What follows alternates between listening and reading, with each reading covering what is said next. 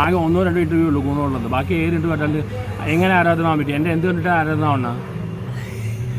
എന്നെ കണ്ടിട്ട് എന്ത് അടിക്കാൻ വേണ്ടിയാണോ? അത് ഞാൻ എങ്ങനെ എൻ്റെ ആരാധന എനിക്ക് അതാ അറിയേണ്ടതാണ്. അത് എൻ്റെ ആരാധന എങ്ങനെ നിങ്ങളായി? എൻ്റെ 100 വീഡിയോസിൽ 2-3 വീഡിയോസേ നല്ലതുള്ളൂ. ബാക്കി എല്ലാ വീഡിയോസും അലമ്പ് വീഡിയോസാണ്. പിന്നെ എങ്ങനെ നിങ്ങൾ എൻ്റെ ആരാധനായി? അല്ല എന്ത് കണ്ടിട്ടാണ് എൻ്റെ ആരാധന ആയത്? അത് പറയാം.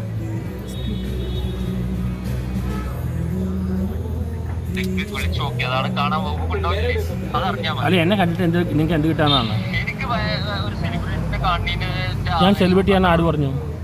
നിങ്ങൾക്ക് തോന്നി, പക്ഷെ എനിക്ക് തോന്നുന്നല്ലോ ഞാൻ സെലിബ്രിറ്റി ആണെന്നാ.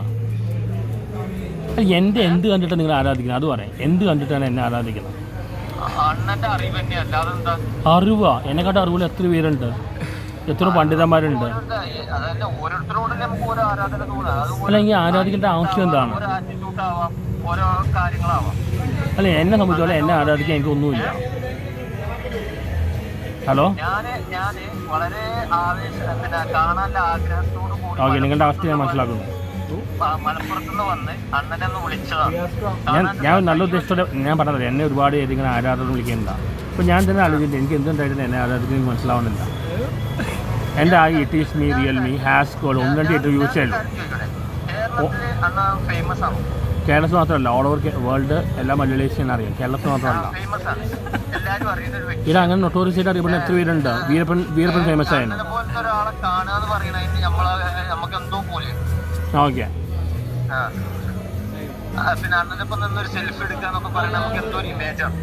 ഇമേജാ? അപ്പൊ എന്നെ കുറിച്ച് എന്ത് മോശമായ ഇമേജാണ് ആൾക്കാർക്കുള്ളത്?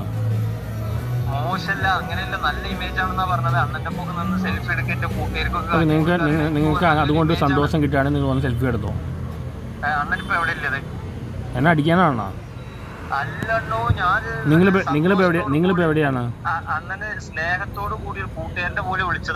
നിങ്ങളിപ്പോ എവിടെയാണ്? ഗാന്ധിനഗർ? അതെവിടെയാണ്? അല്ല എന്നെ അടിക്കാൻ കുറെ പേര് നടക്കുന്നുണ്ട്. ഞാൻ മോഹൻലാലിന്റെ ഫാൻസുകാർ വളരെ എനിക്കെതിരെ നടക്കുന്നുണ്ട്. പല ആൾക്കാരും എന്നെ അടിക്കാൻ വേണ്ടി നടക്കുന്നുണ്ടെന്നാ. ഞാൻ തുറന്നു പറയുന്നതുകൊണ്ട്, കാര്യം തുറന്നു പറയുന്നതുകൊണ്ട് പലർക്കും എന്നെ ദേഷ്യമാണ്. കാര്യങ്ങൾ തുറന്നു പറയുന്നതുകൊണ്ട് പലർക്കും എന്നോട് ദേഷ്യമുണ്ട്.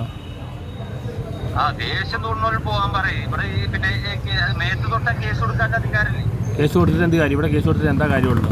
എൻ്റെ നീതിയെ കിട്ടണം. ഞാൻ ഒരു കേസ് കൊടുത്തിട്ട് എനിക്ക് പണി കിട്ടിയതാണ്. ഇവിടുത്തെ ജുഡീഷ്യലിൽ കേസ് കൊടുത്തിട്ട് എന്താ കാര്യമുള്ളൂ? അതിന് എത്ര നാൾ അതിൻ്റെ പുറകെ നടക്കേണ്ടി വരും? എത്ര നാൾ അതിൻ്റെ പുറകെ നടക്കേണ്ടി വരും? എൻ്റെ എന്ത് നീതിയെ കിട്ടണം?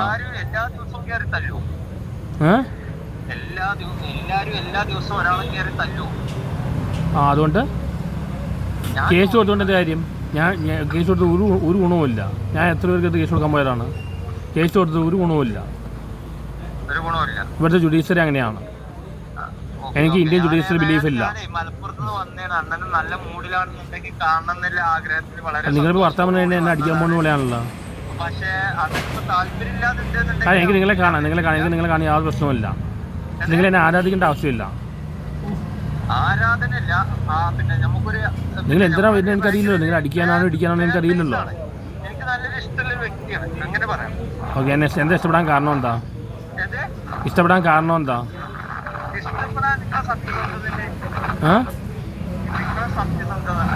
എൻ്റെ ഹോണസ്റ്റി, സത്യസന്ധത. അത് ശരി, എന്നെ പടം തുറന്നു പറഞ്ഞിട്ടുണ്ട്. അതുകൊണ്ടാണ് ഈ അവസ്ഥയിലെത്തിയതാണ്.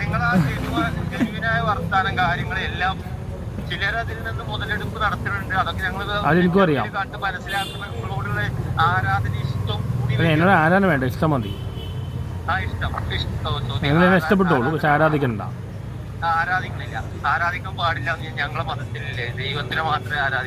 ഞാൻ ദൈവമല്ല. നിങ്ങൾ എന്നെ ഇഷ്ടപ്പെട്ടോളൂ, സ്നേഹിച്ചോളൂ, ഇതൊന്നും. പക്ഷെ എന്നെ ആരാധിക്കരുത്. ആ വേർഡിൽ എനിക്ക് യോജിപ്പുണ്ട്. നമുക്ക് ഇനി എപ്പോഴെങ്കിലും എറണാകുളത്തിന് നമുക്ക് കാണാം. ലുലു മാളിൽ വന്നാൽ മതി.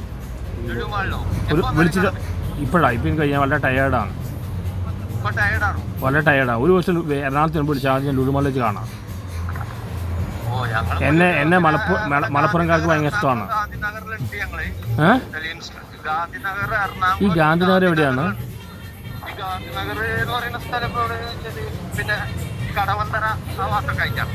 അവിടെയാ. നമുക്ക് വേറെ ദിവസം കാണാം. നിങ്ങൾ ഇടയ്ക്ക് നിങ്ങൾ വരാട്ടല്ലോ, വേറെ ദിവസം കാണാം.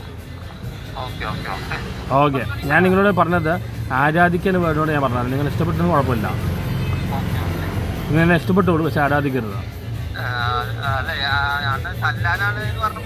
അല്ല, അങ്ങനെ പല ആൾക്കാരുണ്ട്. എന്നെ ഭൂരിഭാഗം ആൾക്കാർ അടിക്കാൻ വേണ്ടി നടക്കുന്നത്. ഞാൻ എന്ത് ചെയ്യാന്ന? ഭൂരിഭാഗം ആൾക്കാർ എന്നെ അടിക്കുക. അപ്പം എനിക്കറിയില്ലോ നിങ്ങൾ ആരാണെന്ന്.